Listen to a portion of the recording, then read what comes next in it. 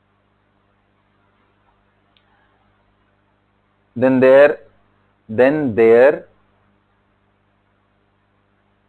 compounds are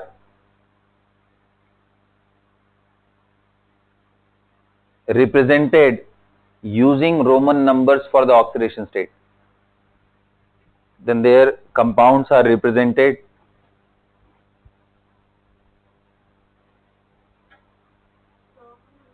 हाँ Roman number, ये जो ऐसे लिखते हैं ना ये सब रोमन नंबर से बेटा, these are all Roman numbers. Then their compounds are represented using Roman numbers for the oxidation state. ये रोमन नंबर किसके लिए है? उनके ऑक्सीडेशन स्टेट के लिए। लिख लिया सबने यहां तक? अब ये इनके एग्जांपल्स लिख लो। Chromium second oxide, sorry third oxide लिखा है, थर्ड का मतलब ये क्रोमियम का +3 वाले स्टेट का कंपाउंड है। एंड क्रोमियम 6 ऑक्साइड लिखा हुआ है, इसका मतलब ये क्रोमियम का +6 स्टेट में कंपाउंड बना लोगे ना। क्रोमियम का +6 कर लो और ऑक्सीजन का -2, इनका कंपाउंड बनाओ, देखो कैसे बनेगा। दिस विल बी Cr2O6, इसको सिंप्लीफाई करोगे तो CrO3, वही मैंने यहां लिखा। ऐसे ही क्रोमियम का +3 वाला बना सकते हो तुम लोग, इधर क्रॉस कर दो, इधर ट्वाइस एंड थ्राइस आ जाए।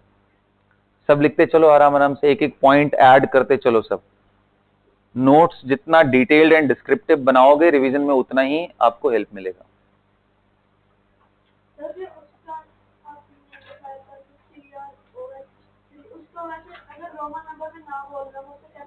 नहीं बेटा बोलना ही पड़ेगा। आप कैसे डिफरेंशिएट करोगे कि ये हाइड्रोक्साइड आखिर +2 का है या +3 का है?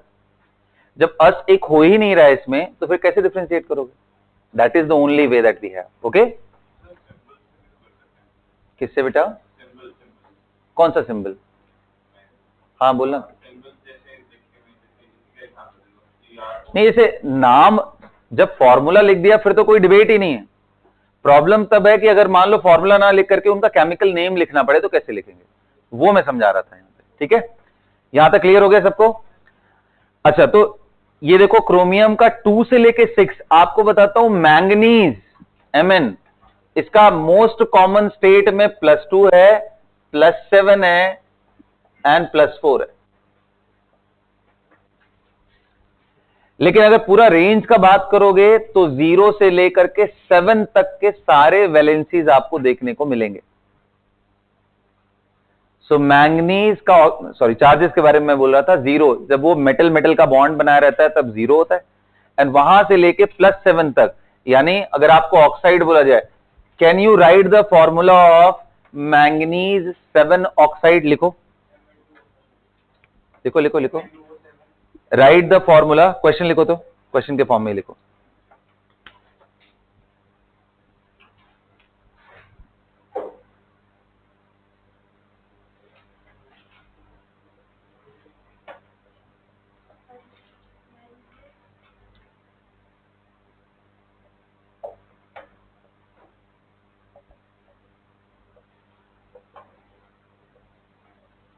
मैंगनीज 7 ऑक्साइड,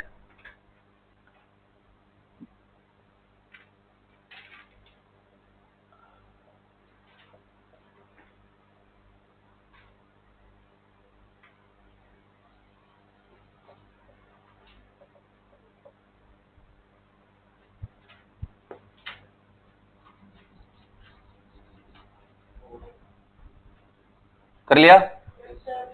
चलो कितने लोग का हो गया, हाथ उठाओ तो। बाकी सब ट्राई करो, जल्दी ट्राई करो।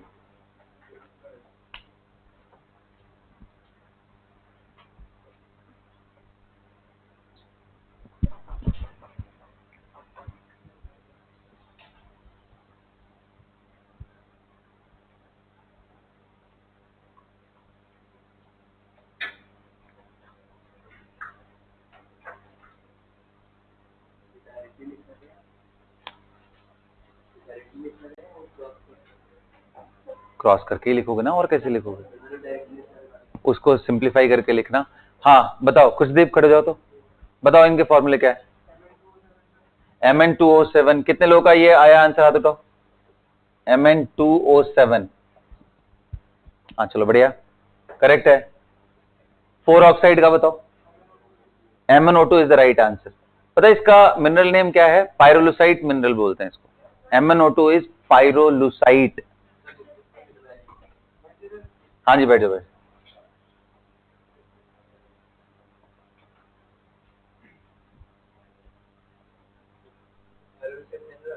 हाँ जी, इसका मिनरल नेम है pyrolusite, MnO2।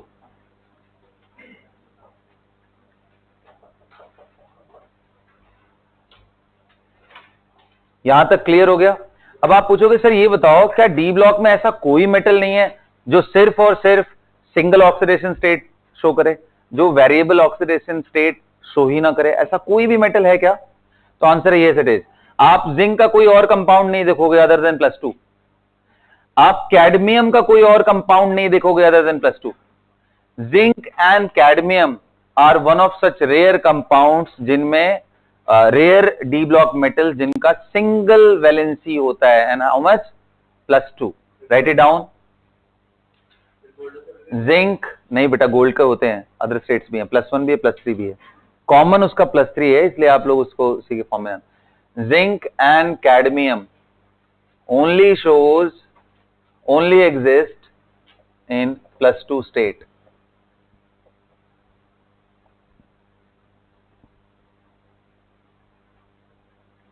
Zinc and cadmium only exist in +2 state. तो इसलिए जिंक के ऑक्साइड, जिंक सल्फेट कुछ भी बनाना हो तो जिंक का +2 लगा करके आप लोग, बिल्कुल ये एल्कलाइन अर्थ मेटल जैसा हो गया। नहीं, उनका भी +2 होता था और इनका भी +2 है। यहां तक सबको क्लियर हो गया? अच्छा, अब देखो, मैंने आपको बताया कि बेटा सबसे ज्यादा रिएक्टिव कौन से ब्लॉक के मेटल्स हैं? S block. अगर वो रिएक्टिव है इसका मतलब वो फ्री स्टेट में नेचर में आपको नहीं मिलने वाले, नेटिव स्टेट में आप कभी भी नहीं पाओगे उनका। जब भी मिलेंगे वो नेचर के अंदर, वो किसी ना किसी कंपाउंड के फॉर्म में। एंड मोस्ट कॉमन कंपाउंड्स क्या होते हैं? ऑक्साइड, हाँ जी, हाइड्रोक्साइड, कार्बोनेट्स हो गया, है ना, सल्फेट हो गया, नाइट्रेट्स हो गया, इसी फॉर्म में वो रहते हैं। ये सुनो, डी ब्लॉक में अगर आप देखोगे तो इनकी भी रिएक्शंस होते हैं और हायर टेम्परेचर पे ये भी रिएक्ट करते हैं। उतने इजीली नहीं रिएक्ट करेंगे बट रिएक्शन इनका भी होता है। लेकिन इनमें कुछ ऐसे मेटल्स हैं जो इतने कम रिएक्टिव हैं कि नेचर में नेटिव फॉर्म में भी मिलते हैं। नेटिव फॉर्म का मतलब बिल्कुल उस फॉर्म में जिसमें वो किसी दूसरे के साथ कंबाइन ही ना करें। और उनमें पता है कौन से आते हैं? Noble metals. नोबल मेटल्स में कौन सा नाम आता है?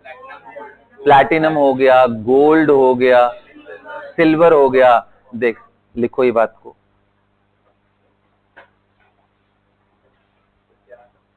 among all the D block metals,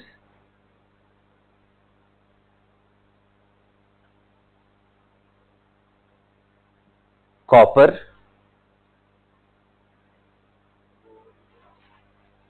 silver, gold and platinum are the least reactive metals. Mercury भी, yes, you can add that also. वो लिक्विडस होता है ना तो उसका चांसेस थोड़ा सा कम। हाँ, मर्क्यूरी भी उसी में ऐड कर लो, लीस्ट रिएक्टिव मेटल्स में। लीस्ट रिएक्टिव मेटल्स, और इनमें लिख लो आप, silver, gold and platinum are found in native state also in the nature. हाँ, कंबाइंड में भी मिलते हैं, क्यों नहीं। देखो, इनका ये मतलब नहीं है, लीस्ट रिएक्टिव होने का ये मतलब तो नहीं है बिल्कुल रिएक्ट नहीं करेंगे। ऑक्साइड तो इनके भी मिलते हैं नेचर में, बट कम स्टेबल होते हैं। लिखो, copper, silver, gold, mercury. Metal में कोई रिएक्टिविटी जीरो हो ये पूछ रहे हो? ऐसा कोई मेटल नहीं है। मेटल छोड़ो बेटा, एलिमेंट्स में से जीरो रिएक्टिविटी हीलियम की होती। Helium gas, neon. अभी रुक जाओ, रिलैक्स, मुझे मालूम है तुम लोग क्या बोलने वाले, इसलिए मैं आगे स्टेटमेंट कंप्लीट कर रहा था। नियॉन भी ऐसा है जो रिएक्ट नहीं करता है। आर्गन के भी कंपाउंड्स आपको बहुत रेयरली मिलेंगे। जेनॉन, क्रिप्टॉन, इनके कंपाउंड नेचर में मिलते हैं। There are fluorides of XeF6, this can be prepared in the lab. XeO3, XeO2F2 ये सब मिलते हैं, इसलिए इनका नाम इनर्ट गैस से बदल करके नोबल गैस कर दिया गया ना। अगर ये इनर्ट होते तो ये कोई कंपाउंड ही नहीं बनाते, बना रहा है ना। ये भी रीजन जानेंगे कि ऐसा क्यों होता है। ठीक है, चलो अच्छा, यहां तक लिख लिया सबने कि रिएक्टिविटी सबसे कम किसकी होती है। अच्छा देखो, आप पूरे 3D सीरीज में सबसे कम रिएक्टिव कौन है? अरे बाबा, भी लिखवाया, देखो तुम लोग का दिमाग कहां है। कॉपर नाम लिखवाया है ना लीस्ट रिएक्टिव मेटल्स में, तो कॉपर तो 3D में ही बिलोंग करता है। In entire 3D series only copper is the one which is least reactive. अब इसकी रिएक्टिविटी मैं तुम्हें बता रहा हूं, पानी के साथ बिल्कुल रिएक्ट नहीं करेगा। Copper plus water unaffected even at higher temperature, कुछ नहीं होने वाला है। Copper do not react with normal acid and even strong acid unless they are oxidizing in nature. देखो HCl बहुत ही पावरफुल एसिड है, बट ये ऑक्सीडाइज करने का एबिलिटी नहीं रखा है। लेकिन इसी कॉपर को अगर आप H2SO4 के साथ डाल दो, वो भी कॉन्सेंट्रेटेड, तो रिएक्ट कर जाएगा, it will form CuSO4 and SO2 gas बाहर आएगी। कॉपर नॉर्मल एसिड के साथ भी रिएक्ट नहीं करता है। नॉर्मल मतलब इवन स्ट्रॉन्ग भी हो तो भी रिएक्ट नहीं करेगा unless it is oxidising agent as well. जैसे इसके साथ करेगा, कोई और एसिड बताओ जो ऑक्सीडाइजिंग एजेंट हो। HNO3 is very powerful, yes yes yes, that is very powerful, उसके साथ भी रिएक्ट कर जाएगा। Copper will react with HNO3 but it will not react with, तो आप लिख लो, ये जितने भी मैंने आपको लिखवाया है ना लीस्ट रिएक्टिव मेटल्स, इनमें से कोई पानी के साथ रिएक्ट नहीं करता है और कोई नॉर्मल एसिड के साथ भी रिएक्ट नहीं करेगा। ये सभी के सभी सिर्फ ऑक्सीडाइजिंग एसिड्स के साथ ही रिएक्ट करेंगे। पहले ये लिखो, उसके बाद बात करते हैं, ठीक है। पहले इसको लिख ले बेटा, पहले जो मैं लिखवा रहा हूं उसको लिखो, पॉइंट में लिखो। among all 3D elements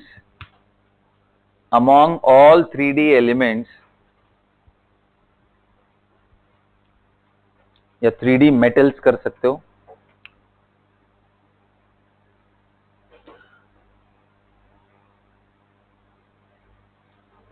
copper is least reactive and it do not react with water even at higher temperature. It do not react with water even at higher temperature. देखो बेटा, normally iron will also not react with water, but जब आप steam के साथ react कराओगे तो reaction हो जाएगा। स्टीम के साथ रिएक्ट कराओगे तो ये कंपाउंड बनाएगा, लेकिन कॉपर स्टीम के साथ भी कुछ नहीं होने वाला है। अगला पॉइंट लिखो, copper do not react with non oxidising acids, यही वर्ड लिखना, non oxidising acid. Non oxidising acids के एग्जांपल कोई पूछ ले बताओ तो क्या लिखोगे? हाँ जी, HCl लिख लो, HBr लिख लो, HI लिख लो, है ना, H2S लिख लो, कार्बोक्सिलिक एसिड लिख लो। कार्बोक्सिलिक एसिड जानते हो, एसिटिक एसिड, ये सभी के सभी कैसे हैं बेटा? नॉन। इवन H3PO4 लिख लो, this is also non oxidising acid. This will not react with non oxidising acid, इनमें से किसी से भी रिएक्ट नहीं करेगा। आप यहां लिख करके ऐसे क्रॉस कर दो, HBr and HI, hydrochloric, hydrobromic, hydro iodic. कर रहा हूं बेटा, हाँ बोलना, क्या बोल रहा है? HCl हाँ करेगा, क्यों नहीं करता है?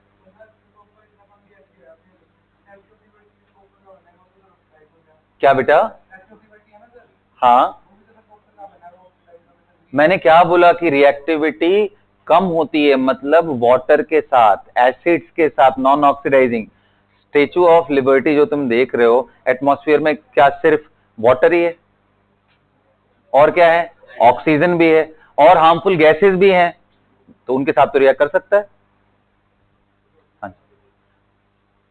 चलो स्टेटमेंट लिखो, तो फिर से मैं लिखवा रहा हूं, copper do not react with non oxidising acids like, कौन कौन से हैं?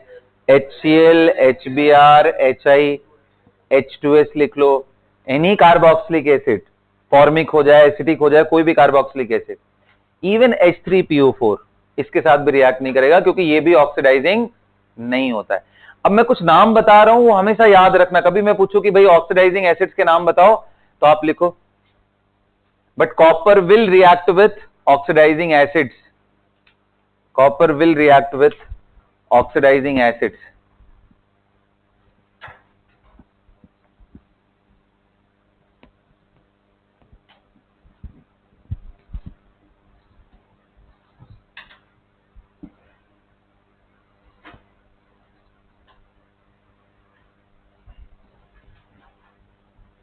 Copper will react with oxidising acids.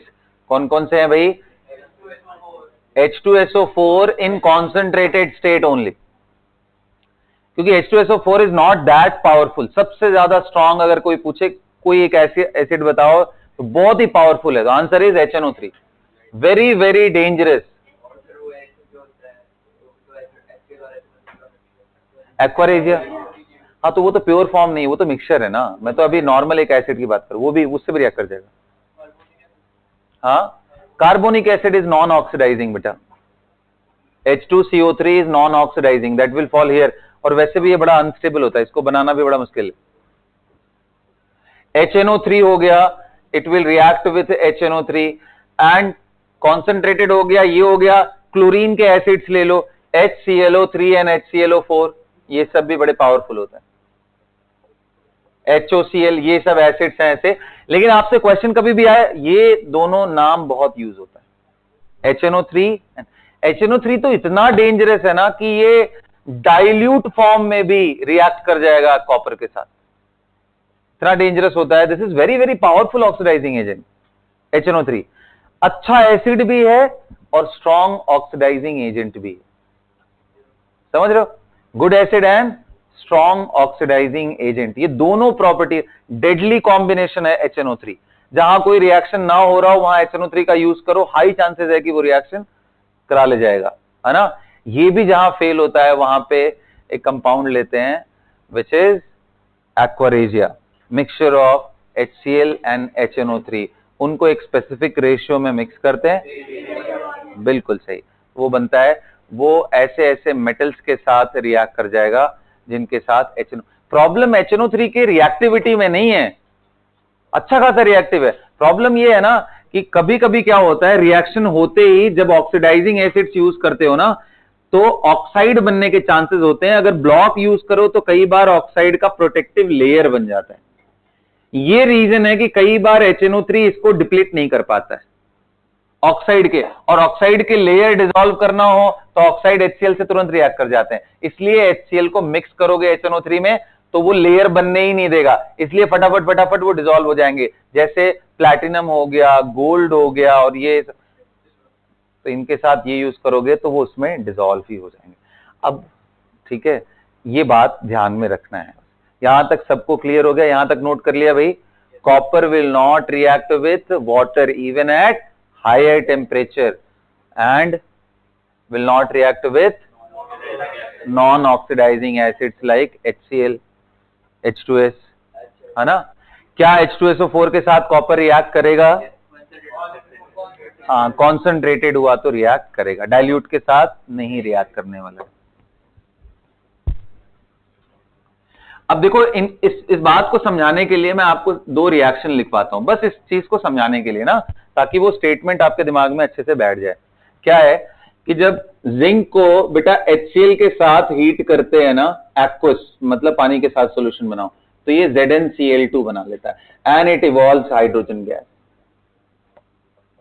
ये नॉन ऑक्सीडाइजिंग एसिड है, non oxidising acid. And of course अगर जिंक को डाइल्यूट H2SO4 है, डाइल्यूट अगर ले रहे हो तो it also forms ZnSO4, again evolves hydrogen gas. यही मैं तीसरा केस लेता हूं, when zinc reacts with H2SO4 but that is concentrated in nature, it forms ZnSO4 but this time no hydrogen is evolved, rather SO2 gas is evolved.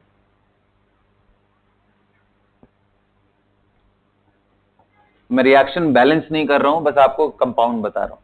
तो ये फर्क होता है, कॉन्सेंट्रेटेड होते ही सल्फर एक्टिवेट हो जाता है रिएक्शन के लिए, एंड जब डाइल्यूट है तो सिर्फ H+ का रोल होता है रिएक्शन में, समझ गए? तो जिंक रिएक्टिव है, इसलिए ये HCl के साथ रिएक्ट कर जा रहा है। अच्छा, अब यहीं पे अगर मैं कॉपर ले लूं, इसी का बिल्कुल अगर मैं सब्स्टिट्यूट लूं, copper, copper plus HCl aqueous, nothing will happen. Copper plus dilute H2SO4, again nothing will happen, but copper with concentrated H2SO4, yes, there will be changes. It will form CuSO4 plus.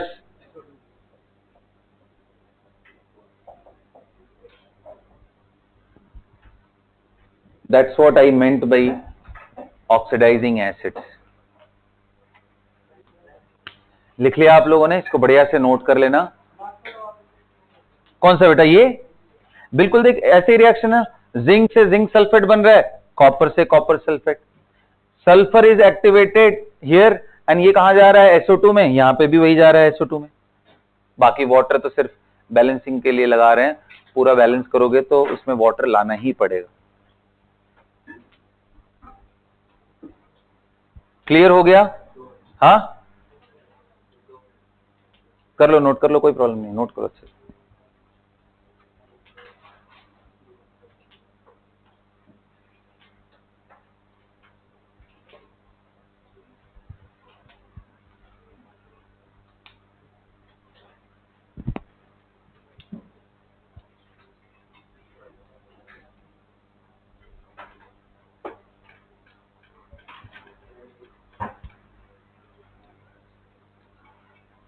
चलो भाई, मैं आपको 2-3 minute का time देता हूं, आप जितनी points पढ़ाए हैं उसको सेट करो दिमाग में, मैं भी पूछता हूं आप लोगों से,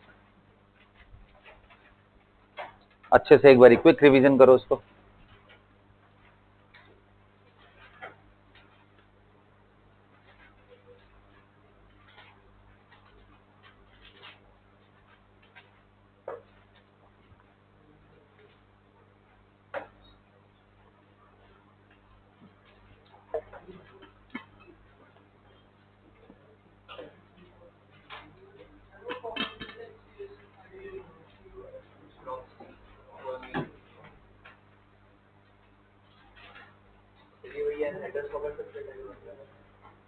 नहीं बेटा, पानी के अंदर है ना, तो एनहाइड्रस कैसे हो सकता है? This is solution. कॉन्सेंट्रेटेड का मतलब है H2SO4 का क्वांटिटी ज्यादा है, वाटर कम है, ये भी एक्वस ही रहेगा। हाँ, पानी है। कॉन्सेंट्रेटेड में भाई 80% आपने H2SO4 ले लिया, 20% तो वाटर होगा ही ना उसमें भी, प्योर H2SO4 नहीं है वो, कॉन्सेंट्रेटेड है।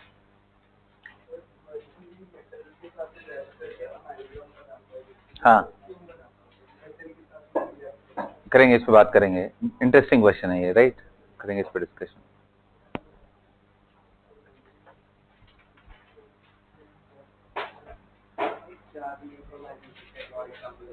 कर दूंगा, कर दूंगा, जैसे देख मान ले तेरे पास ऐसा है,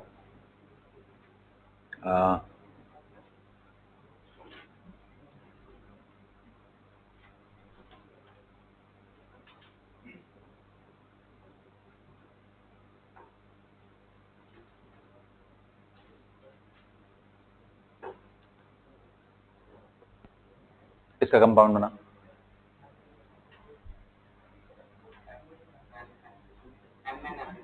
Mn, हाँ बिल्कुल सही, ठीक है, बस क्रॉस कर देना, इतना दिमाग नहीं लगाओ। कैसे हुआ? देख, इस पे +4 है, 4F माइनस लिखा, इसका मतलब ऐसा है, तो एक पे एक नेगेटिव है, 4 मिलके कितने हो गए? -4, -4 और +4 मिलके क्या हो गया? 0, तो 4 0, इसलिए अब इतना दिमाग नहीं लगाओ, बस क्रॉस कर दो। हाँ,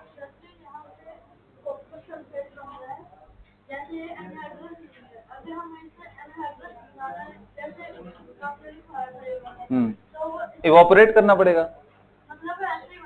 हाँ, बनता है ऐसे ही, बनाने के बाद इसको इवोपरेट करोगे, पानी निकल जाएगा, तो कॉपर सल्फेट बचेगा।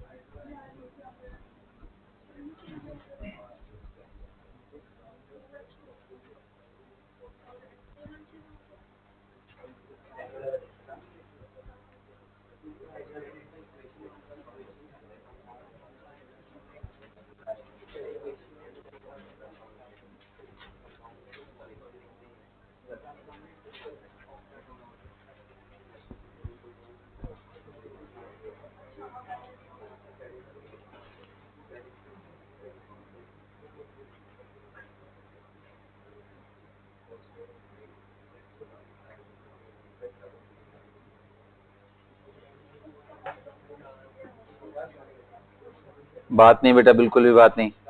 हाँ जी बोलिए।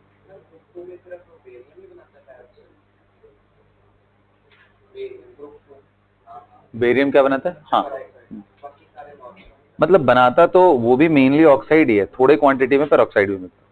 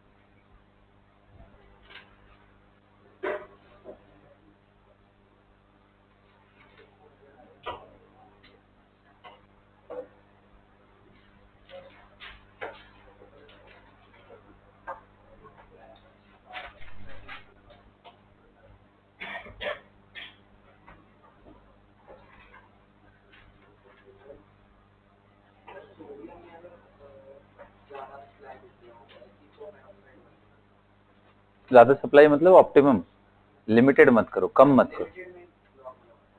हाँ,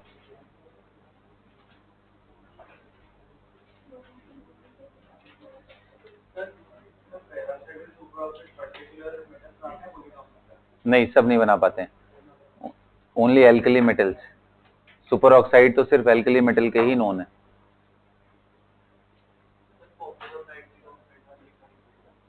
रिएक्शन लिख दूं? क्या बनेगा? अलग अलग कंडीशन में अलग अलग प्रोडक्ट्स आते हैं। क्यों लिखना है इतना अभी? वो पढ़ना है 12th में ना, HNO3 के साथ। एक में आता है NO और एक में आता है NO2। कॉन्सेंट्रेटेड ले लोगे तो NO2 प्रोडक्ट बनेगा, और इधर कॉपर नाइट्रेट ही CuNO3 वोल्ट वाइज। बोला अनिश? फर्क क्या होता है? Good question. देखो क्या है कि जैसे आप सॉल्यूशन जब भी बनाते हो तो प्योर HNO3 लिया और उसको वाटर के साथ मिक्स किया। अब quantity of water decides whether it is dilute और कॉन्सेंट्रेटेड। आप सॉल्वेंट का अमाउंट ज्यादा कर दो, जब भी पानी ज्यादा मिला दो, और जो भी सॉल्यूट है, मान लो एक नमक पानी से समझाने की कोशिश करते हैं, NaCl ले लो, घर में जो टेबल सॉल्ट यूज होता है। NaCl अगर एक पिंच ले रहे हो और एक ग्लास में मिला रहे हो तो that is a dilute solution. But वहीं पे 10 चम्मच मिला दो एक ग्लास के अंदर, that is a concentrated solution. एक ग्लास ही पानी था, उसके अंदर आपने 10 चम्मच NaOH डाल दिया तो उसका कंसेंट्रेशन बढ़ जाएगा ना, वो ज्यादा सॉल्टी आपको टेस्ट होगा। और बिल्कुल पिंच ऐड करोगे तो उससे पता भी नहीं चलेगा। तो डाइल्यूट एंड कॉन्सेंट्रेटेड कभी भी बोले तो पर यूनिट वॉल्यूम में सॉल्यूट के अमाउंट ज्यादा डालने से कॉन्सेंट्रेटेड होता है, कम डालने से डाइल्यूट होता है।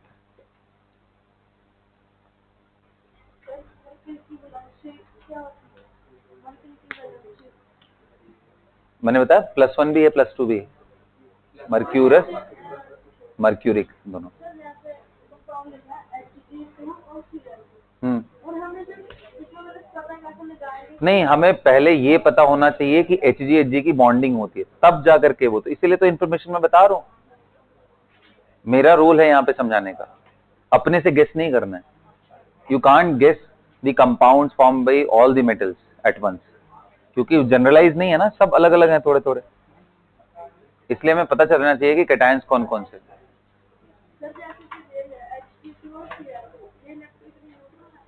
हाँ बिल्कुल न्यूट्रल है, क्योंकि उस पर +1 होगा तभी तो। Hg2Cl2 is electrically neutral. The right answer is why? Because it is having +1 on each mercury. 2 mercury मिलके कितना हो गया? 2+, एंड 2 क्लोराइड आयन मिलके कितना हो गया? -2, तो 0 हो गया। अब तुम्हारे दिमाग में क्या चल रहा होगा कि इसका एक का +2 लगा लो, तो गलत हो जाएगा ना, क्योंकि इसका फॉर्मूला ही था, याद करो, Hg2 ऊपर +2, 2 मरकरी मिलके +2 लेके आते हैं, क्योंकि इनके बीच में बॉन्डिंग होता है। ये है कम। मतलब इसको सिंप्लीफाइड वर्जन में देखो तो इट इज HgCl। 2 हटा दो, बट ऐसे लिखते नहीं है, मैंने बताया क्यों, क्योंकि Hg का बॉन्डिंग है। हाँ संप्रीत बोलो। मर्क्यूरिक Hg2+, मर्क्यूरिक है ना ये, +2 इज एन आयोन, ये आयोन है, जैसे सोडियम आयन होता है Na+। मर्क्यूरिक क्या? अच्छा, उसमें Hg का बॉन्ड बनाते हुए इसको ट्वाइस कर दो एंड ऊपर 2+, this is the formula. This one is mercurous and this one is mercuric.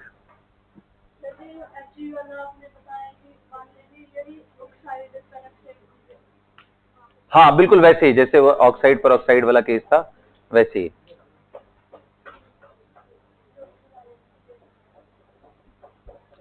Set हो गया दिमाग में? पूछो आप।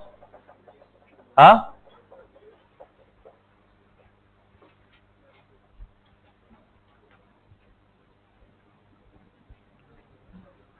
चलो पहले मैंगनीज की वैलेंसी, उसकी वेरिएबल वैलेंसी होती है, पहले तो ये दिमाग में रखना है। कैसे वेरी करता है? डिपेंड करता है कि आप किस कंडीशन में रिएक्शन करा रहे हो, उसके हिसाब से +2 भी बनता है, +4 भी बनता है, एंड +6 भी बनता है, एंड 7 भी बनता है। कंडीशन डिपेंडेंट होता है।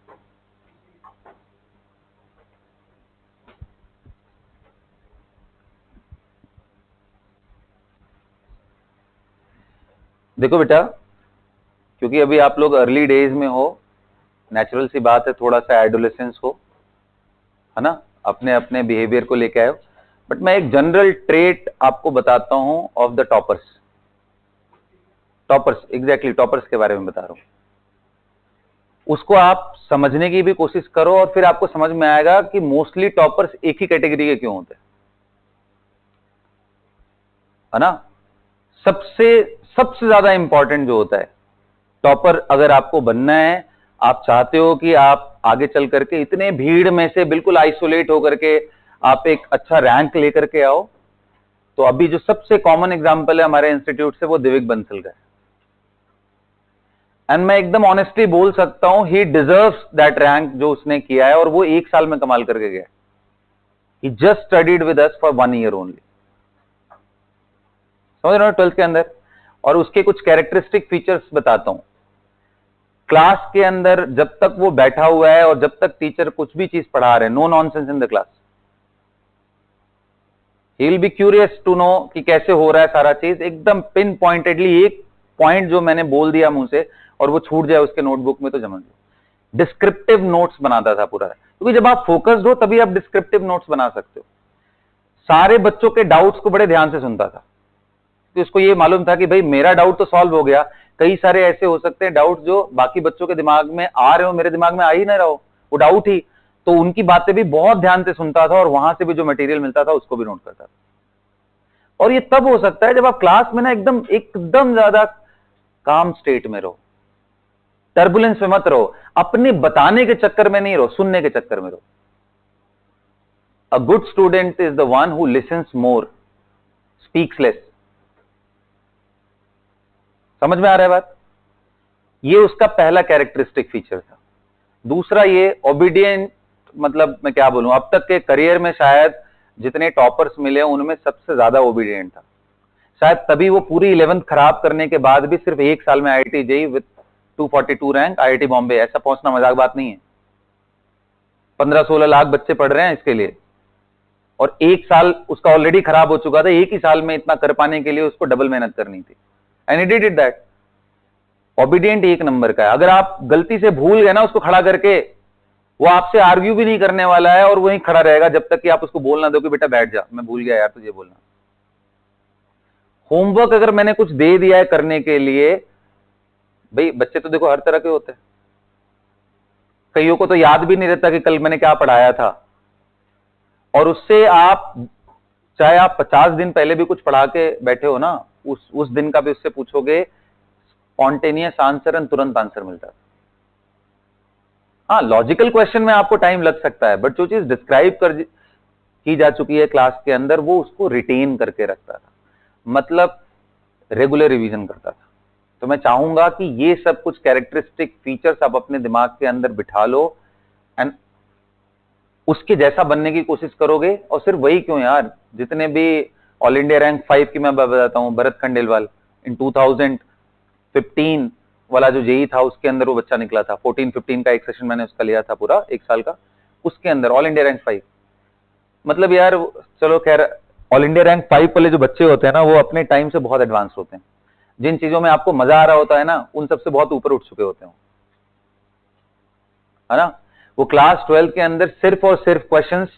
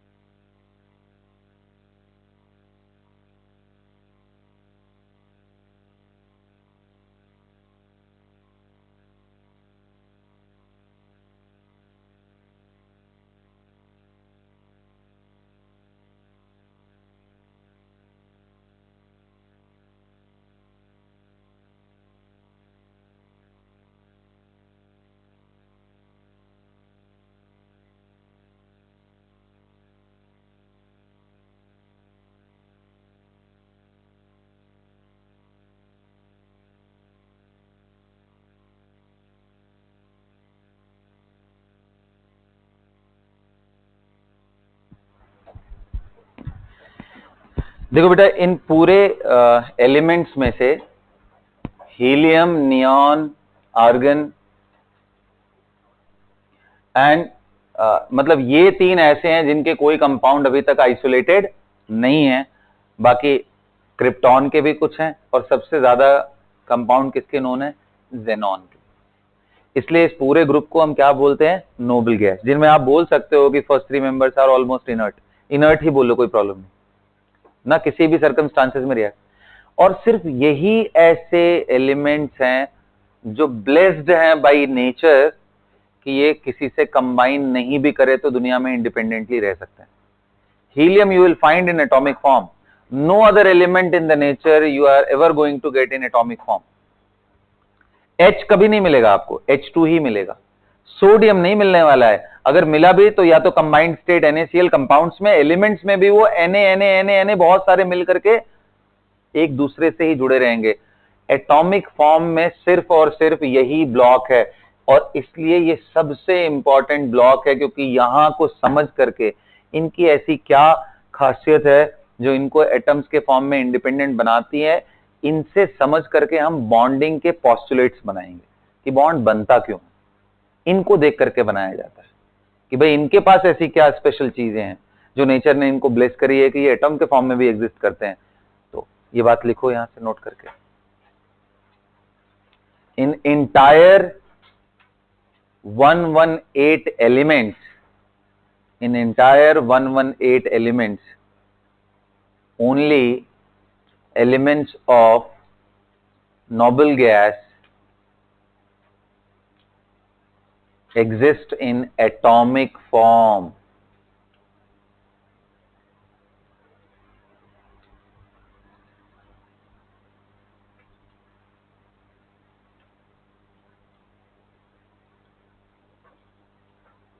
Only elements of noble gas exist in atomic form. लिख लिया ना? अब देखो, जब पी ब्लॉक की बारी आती है बेटा, तो इसके अंदर बड़ा ही इंटरेस्टिंग ब्लेंड मिलेगा आपको। तीनों चीजें कोएग्जिस्ट करती हैं, metal, non metals and metalloids, तीनों एक ही तरह। जैसे अगर मैं इस ग्रुप की बात करूं तो कार्बन नॉन मेटल होता है, सिलिकॉन एंड जर्मेनियम मेटलॉइड है, और ये सब क्या है? मेटल्स। ये मेटलॉइड है, ये नॉन मेटल। ऐसे यहां आ जाओगे तो ये दोनों नॉन मेटल है, ये दोनों मेटलॉइड है, और ये दोनों मेटल्स। Getting my point?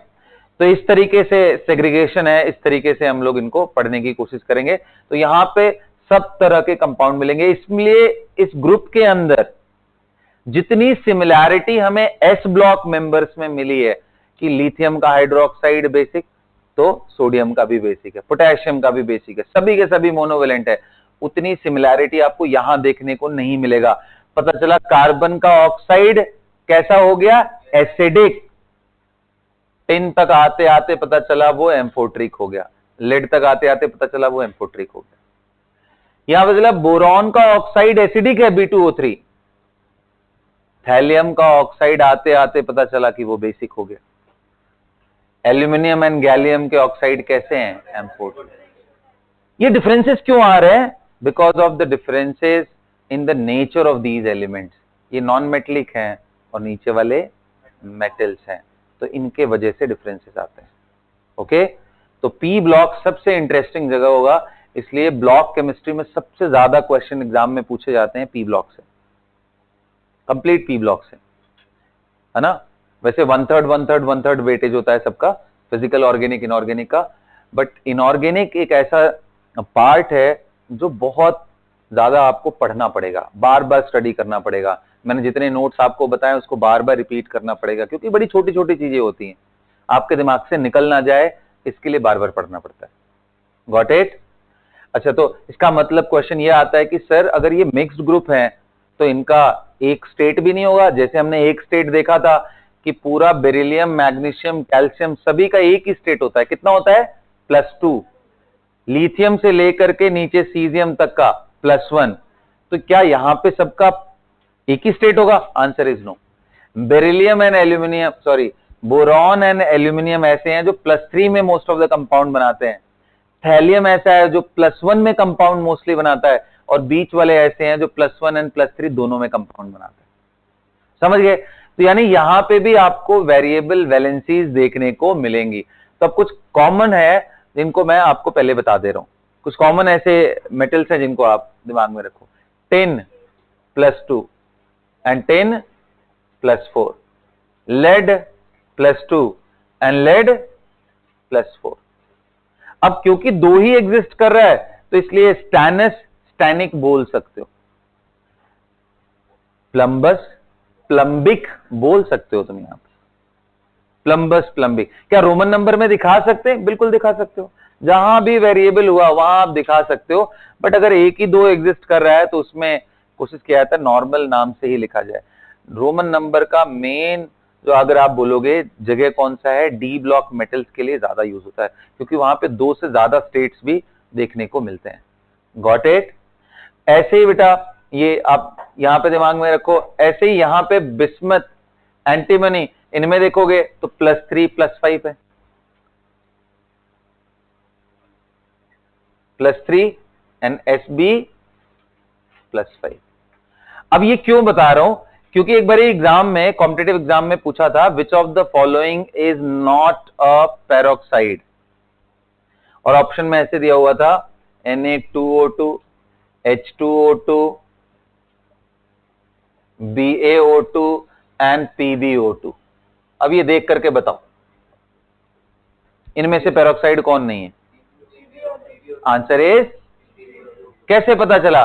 क्योंकि लेड का +4 स्टेट पॉसिबल है, और लेड +4 स्टेट में O-2 के साथ कंबाइन करेगा तो लेड, और इसको डबल करना पड़ेगा चार्ज बैलेंस करने के लिए O2, या अगर आप सिंपली इनको क्रॉस करते हो तो 2,4, जिसको सिंप्लीफाइड वर्जन में PbO2। So clearly here oxygen is in -2 state, it is not like O2-2। तो लेड का ऑक्साइड दोनों ही मिलने वाला है, PbO2 भी एंड PbO, दोनों नेचर में मिलते हैं। अब ये अलग बात है कि इनमें से कोई ऑक्सीडाइजिंग एजेंट है, कोई ऑक्सीडाइजिंग एजेंट नहीं है, वो उनके कैरेक्टर की बात है, बट मिलते दोनों हैं, plumbous and plumbic. So this is not peroxide. अब कहोगे सर उस हिसाब से बेरियम को क्यों नहीं बोला? क्योंकि बेटा बेरियम पे +2 +4 दोनों नहीं होता है, बेरियम का सिर्फ और सिर्फ +2 होता है। ये जब तक आप नहीं जानोगे तब तक आप गलतियां करने का चांस बहुत ज्यादा है। तो इसका अगर ये फॉर्मूला लिखा है तो सिर्फ पेरोक्साइड ही हो सकता है और कुछ हो ही नहीं सकता है, क्योंकि बेरियम ओनली हैव +2 स्टेट, जबकि लेड का +2 +4 दोनों ही हैं। ये अगर आप नॉलेज नहीं रखे हो ही नहीं पाएगा, कितना मर्जी दिमाग लगा लो, कुछ नहीं होने वाला इसमें। ये इंफॉर्मेशन दिमाग में बिठानी पड़ती है, तब आता है। लिखो ये सब फटाफट लिखो। The groups of P block contains metal, non-metal and metalloids. Metal, non-metal and metalloids. Okay? हाँ, सारे के सारे नॉन मेटल सिर्फ और सिर्फ पी ब्लॉक में है, और कहीं है ही नहीं, है ना। जो भी केमिस्ट्री में इंटरेस्टिंग पार्ट ऐड होता है वो इनकी वजह से, अगर ये नहीं होते ना तो इतने सारे वैरायटी ऑफ द कंपाउंड्स नहीं मिलते हमें। ओके चलो, तो मैं क्या लिखवाया आप लोगों को कि metal, non metal and metalloids, ये तीनों ही मिलेंगे। नेक्स्ट लिखो, एक कॉमन बात बताता हूं, दिमाग में बिठा लेना। Non metallic oxides are usually acidic, usually लिखवा रहा हूं, not all of them. Non metallic oxides are usually acidic and metallic oxides are usually basic. Example Tl2O, ये बेसिक है। B2O3 is acidic. B2O3 is acidic. Tl2O thallium का +1 state का oxide, ये कैसा होता है? बेसिक होता है ना। ऐसे ही मैं बता रहा हूं आपको बिस्मत का ऑक्साइड Bi2O3, मेटल, मेटल है ना बिस्मत, ये कैसा होता है? बेसिक। जबकि ऊपर देखोगे CO2 एंड इवन SiO2, ये दोनों क्या होते हैं? एसिडिक। समझ में आ रहा है? तो CO2 is acidic, SiO2 is acidic, किया गया। SO3 कैसा ऑक्साइड है? नॉन मेटेलिक है, तो ये क्या होगा? एसिडिक। SO2 कैसा ऑक्साइड है? नॉन मेटेलिक, ये भी क्या होगा? एसिडिक। Got it? आपके सामने Na2O आ गया, ये कैसा ऑक्साइड है? This is basic. अब आपको ये मालूम है बेटा कि सारे बेसिक भी नहीं होते। बेरिलियम एक मेटल है, लेकिन बेरिलियम ऑक्साइड एम्फोट्रिक होता है। जिंक एक मेटल है, जिंक का ऑक्साइड एम्फोट्रिक होता है, तो एम्फोट्रिक भी है। एल्यूमिनियम का भी ऑक्साइड क्या होता है? Amphoteric. Not all of them, but yes, general characteristic wise if you discuss, this is thallium oxide, Tl2O, thallium देखना यहां पे, इसका ऑक्साइड Tl2O +1 स्टेट में मिलता है ना, ये variable valency. +1 state is most common, इनके लिए +3 एंड +1 दोनों, और इन दोनों का मोस्टली +3 स्टेट मिलता है। हाँ बोलना बेटा, क्या लिखा है? एसिडिक लिखा है, ये बेसिक लिखा है, ये एसिडिक है, ये बेसिक।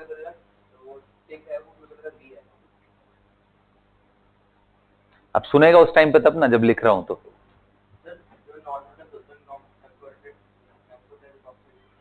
नॉन मेटल के ऑक्साइड एम्फोट्रिक हो ही नहीं सकते, या तो वो एसिडिक होंगे या तो वो न्यूट्रल होंगे, बिल्कुल किसी से रिएक्ट नहीं करे। कोई बता सकता है क्लास में न्यूट्रल ऑक्साइड कोई एक दो, जो ना तो एसिड से रिएक्ट करे ना तो बेस से रिएक्ट करे और नॉन मेटलिक ऑक्साइड हो?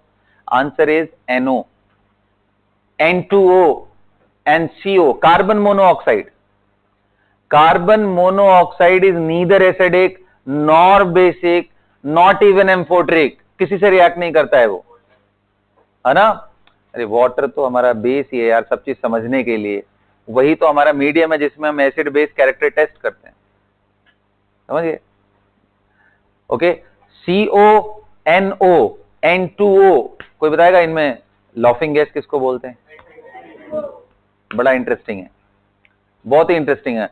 अगर आप इसको स्निफ कर लो, एक बारी आप ब्रीद इन कर लो अच्छे से, तो out of no reason you will burst with laughter. हाँ होता है, ट्रिगर करता है वो जाकर के। अब यार वो बायोलॉजिकल लेवल पे वो क्या ट्रिगर करता है, वो उसका डिटेल बायो के अंदर है, बट इसकी प्रॉपर्टी ऐसी होती है ना, इसकी प्रॉपर्टी ऐसी होती है। चलो, तो लिखना कहां तक लिखा है मैंने? एक दो पॉइंट और ऐड करूंगा, then things will be over. Bi2O3 and Tl2O मैंने बोला बेसिक है, CO2, SiO2, SO3, है ना, SO2, NO2, N2O3, N2O5, ClO2, ये सभी के सभी क्या है बेटा? एसिडिक है। SO3, SO2, NO2, N2O3, N2O5, ClO2, ClO3, ये सभी के सभी क्या हैं? एसिडिक। न्यूट्रल वाले मैंने आपको बताया CO, NO, N2O, ये न्यूट्रल ऑक्साइड है, non metallic oxide and still they are neutral. यहां तक क्लियर है बेटा? तो चलो इसी के साथ general chemistry related to the elements over होता है। अगली क्लास से हम लोग एक्सक्लूसिवली कार्बन का एक क्लास लूंगा मैं इंट्रो के फॉर्म में, फिर हम लोग मोल स्टार्ट करेंगे। That's all for the class everyone.